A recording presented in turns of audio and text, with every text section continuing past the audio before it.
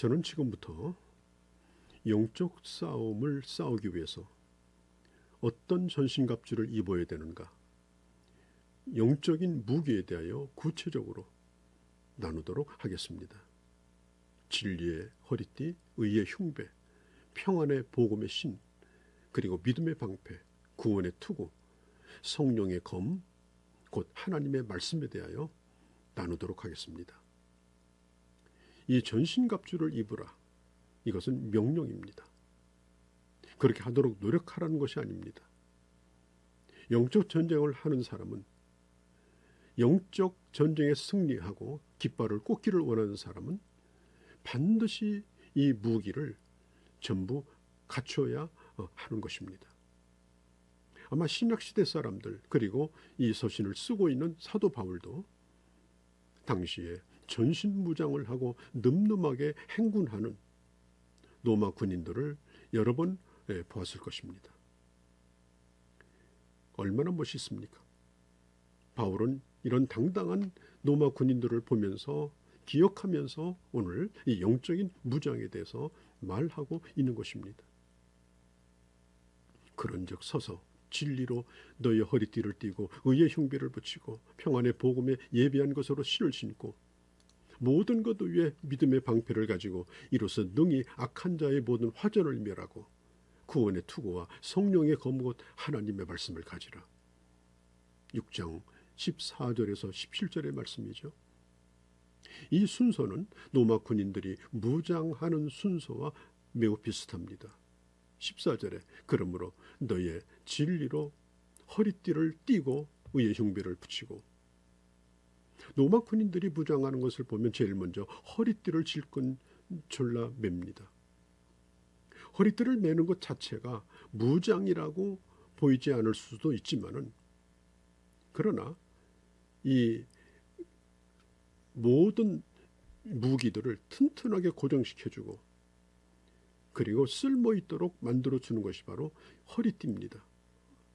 이 영적 전쟁에도 항상 이 기본이 필요합니다.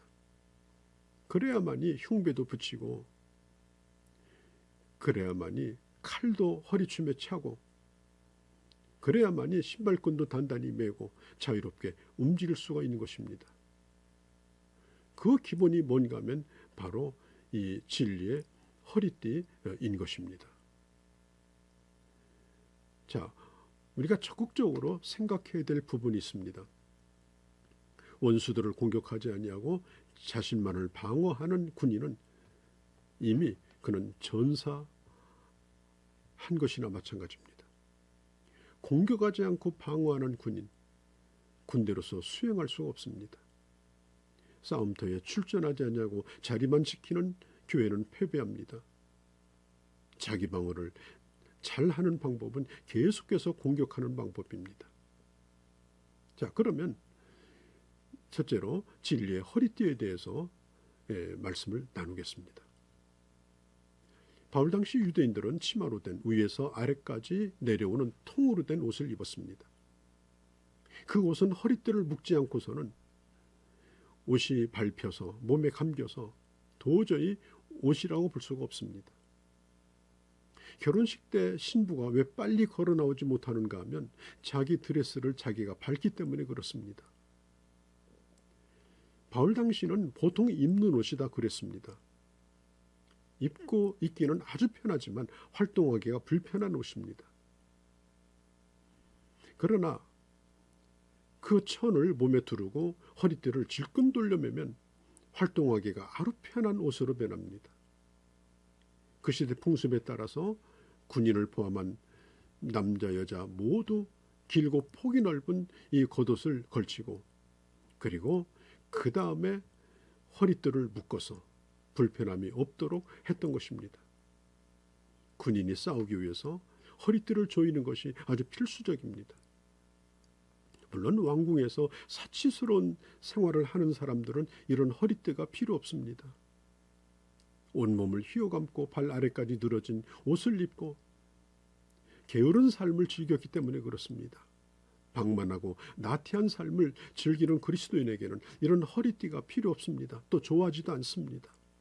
왜 내 몸을 속박하느냐? 왜 내 몸을 질끈 붙들어 매냐? 그렇게 항변을 하죠. 그러나 허리띠는 싸우고자 하는 군인들한테는 필수적인 것입니다. 죄악의 낙을 즐기며 살아가는 그런 삶에는 불편하죠. 긴장이 없습니다. 졸라맬 필요가 없습니다. 진군 나팔이 울리면 참전할 의사가 없으므로 그냥 주저앉아 있는 것입니다.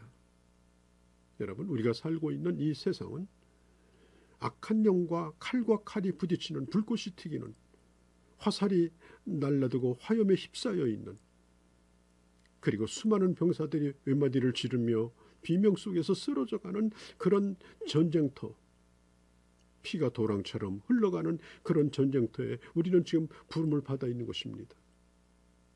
그런데 영적 전쟁을 하겠다고 하는 사람이 발에 끌리는 옷을 입고 온몸을 휘감은 채 나태에 쾌락에 빠져 있으면서 어떻게 전쟁을 치를 수가 있겠습니까? 치렁치렁 옷을 휘날리면서 전쟁터에 나가면 이길 수 있겠습니까? 옷깃을 여미셔야 됩니다. 그리고 허리띠를 매셔야 합니다. 이 로마 군인들이 두르는 이 허리띠는 아주 작은 천조각이나 가느다란 벨트가 아니었습니다. 그 띠는 몸의 아랫부분을 전반적으로 보호해주는 치마 모양의 가죽 덮개였습니다.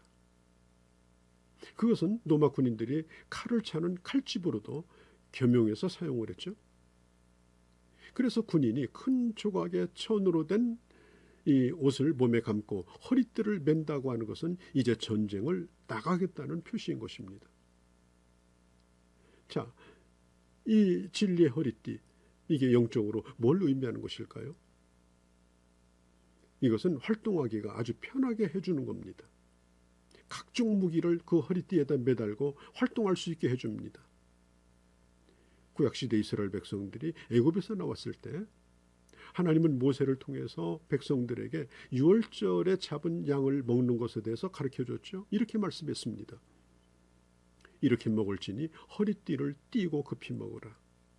허리띠는 사람들의 복장을 묶어주고 언제라도 기민하게 움직일 준비를 하고 있는 것이 바로 허리띠입니다. 자, 신자가 차고 있는 허리띠는 명품 마크가 아닙니다. 진리라고 하는 상표가 붙어 있습니다. 진리. 진리라는 띠를 가지고 허리를 동여 매야만이 간편하고 날렵하게 다른 무기도 사용할 수가 있는 것입니다. 베드로전서 1장 13절에 보면 너의 마음에 허리띠를 동이고 근신하여 예수 그리스도에 나타나실 때 너희에게 가져올 은혜를 온전히 바라라고 말하죠. 자, 진리의 허리띠 뭘 의미할까요? 보편적으로 두 가지로 해석을 합니다. 첫째, 신자가 기본적으로 알아야 될 기본 진리를 의미합니다. 신자가 튼튼히 서려면 성경적 인생관, 세계관, 그것이 갖춰져 있어야 합니다. 그 사람의 삶을 받쳐줄 수 있는, 행동의 근거가 될 수 있는 뼈대, 체계가 분명해야 합니다. 이 기본 체계가 분명하지 않으면 아무리 좋은 성능 무기를 가지고 있다 할지라도 겉으로 보면 폼이 그럴듯해도 그건 치장에 불과합니다. 구원의 투구도 방패도 칼도 위력을 발휘하지 못합니다.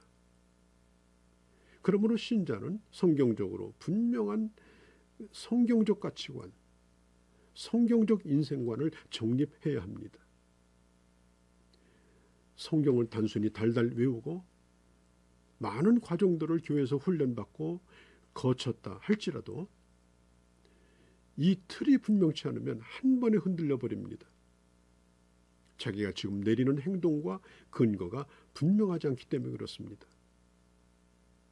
마찬가지로 우리 그리스도인들은 주님과 동행하는 삶에 있어서 방해가 되는 어떤 생각, 또 어떤 상황, 그런 것에 대해서 대처할 수 있도록 우리는 진리의 허리띠를 잘 갖추고 있어야 하는 것입니다.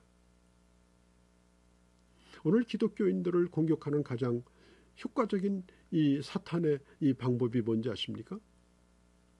하나님이 주시는 신령한 복, 이 영적인 복을 물질적인 복으로 바꿔버렸다는 것입니다. 예수 믿으면 건강하게 되고 부자로 살게 되고 무엇든지 잘 되고 돈이 잘 벌리고 잘 풀리고 그렇게 될 거라고 합니다. 어떤 어려움이든지 변하여 만족할 수 있는 환경이 주어진다는 것입니다. 우리가 영적 전쟁에서 싸워 이기려고 하면 이런 목표와 삶의 방향을 바꿔야 합니다. 바울이 염두에다 두었던 진리는 뭡니까? 이것은 하나님의 말씀입니다. 그리고 이 진리라고 하는 건 진실이라는 말과 통합니다. 진실한 것입니다.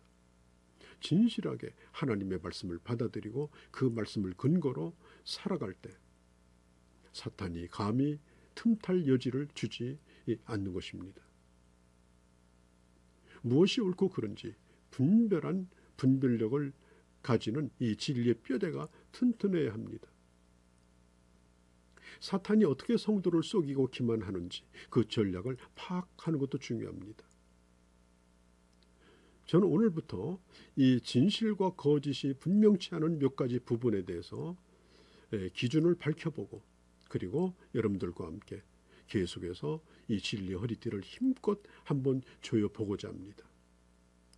오늘도 주 안에서 강건한 영적 싸움에서 승리하는 귀한 한 날이 되어주시기를 바랍니다.